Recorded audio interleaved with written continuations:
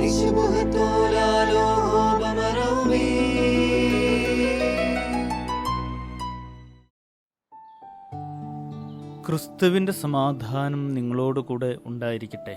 വചനകിരണത്തിലേക്ക് ഏവർക്കും സ്വാഗതം. ഈശ്വരചന്ദ്ര വിദ്യാസാഗർ ഇന്ത്യയുടെ ചരിത്രത്തിൽ ഇടം പിടിച്ച നവോത്ഥാന നായകനായിരുന്നു. 19-ാം നൂറ്റാണ്ടിൽ അടിമത്വത്തിൻ്റെ കാലത്ത് സാധാരണ ജനങ്ങളുടെ ഉന്നമനത്തിനു വേണ്ടി അക്ഷീണം പ്രവർത്തിച്ച ഈശ്വരചന്ദ്ര വിദ്യാസാഗറിൻ്റെ ജീവചരിത്രത്തിൽ അടിവരയിട്ട് ഓർക്കേണ്ട ഭാഗമാണ് അദ്ദേഹം നടത്തിയ സമരങ്ങൾ. പ്രത്യേകിച്ച് ശൈശവ വിവാഹത്തിനെതിരെയും വിധവകളുടെ പുനർവിവാഹത്തിന് അനുമതിക്ക് വേണ്ടി നടത്തിയ പോരാട്ടങ്ങൾ. അദ്ദേഹം കൽക്കട്ട യൂണിവേഴ്സിറ്റിയുടെ സ്ഥാപനത്തിനു വേണ്ടി ധനസമാഹരണം നടത്തുന്ന കാലം. ഒരു ദിവസം അദ്ദേഹം അയോധ്യയിലെ നവാബിൻ്റെ കൊട്ടാരത്തിലുമെത്തി ഭരണാധികാരിയുടെ മുമ്പാകെ തൻ്റെ വരവിൻ്റെ ഉദ്ദേശം അറിയിച്ചു. ഒരു യൂണിവേഴ്സിറ്റിക്ക് വേണ്ടി പണപ്പിരിവിന് വന്നതാണെന്നറിഞ്ഞപ്പോൾ നവാബ് തൻ്റെ കാലിൽ കിടന്ന ഒരു ചെരുപ്പെടുത്ത് എറിഞ്ഞുകൊടുത്ത് അദ്ദേഹത്തെ അപമാനിച്ചു വിട്ടു.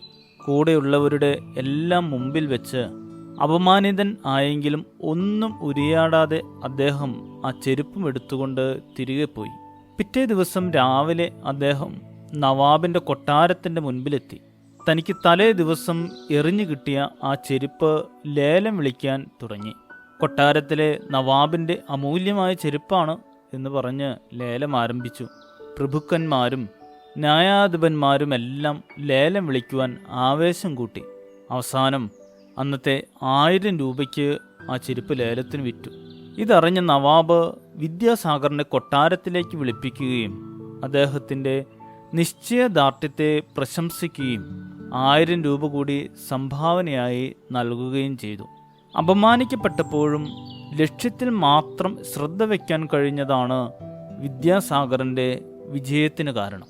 വിശുദ്ധ ലൂക്കോസിൻ്റെ സുവിശേഷം 6-ാം അധ്യായം 22-23 വാക്യങ്ങൾ. മനുഷ്യപുത്രനെ പ്രതി മനുഷ്യർ നിങ്ങളെ വെറുക്കുകയും നിങ്ങളെ വേർതിരിച്ച് മാറ്റുകയും നിങ്ങളെ നിന്ദിക്കുകയും ദുഷ്ടന്മാർ എന്ന പോലെ നിങ്ങൾക്ക് ദുഷ്പേര് പരത്തുകയും ചെയ്യുമ്പോൾ നിങ്ങൾ ഭാഗ്യവാന്മാർ. ആ ദിവസത്തെ സന്തോഷിച്ച് ആനന്ദിക്കുവിൻ. എന്തെന്നാൽ സ്വർഗത്തിൽ നിങ്ങളുടെ പ്രതിഫലം വർദ്ധിച്ചിരിക്കുകയാണ്. അവരുടെ പിതാക്കന്മാർ പ്രവാചകന്മാരോടും ഇങ്ങനെ ചെയ്തുകൊണ്ടിരുന്നവരാണ്. എത്ര ആശ്ചര്യകരമായ വാക്യങ്ങൾ. മറ്റുള്ളവർ നമ്മെ പരിഹസിക്കുമ്പോൾ സന്തോഷിക്കുക.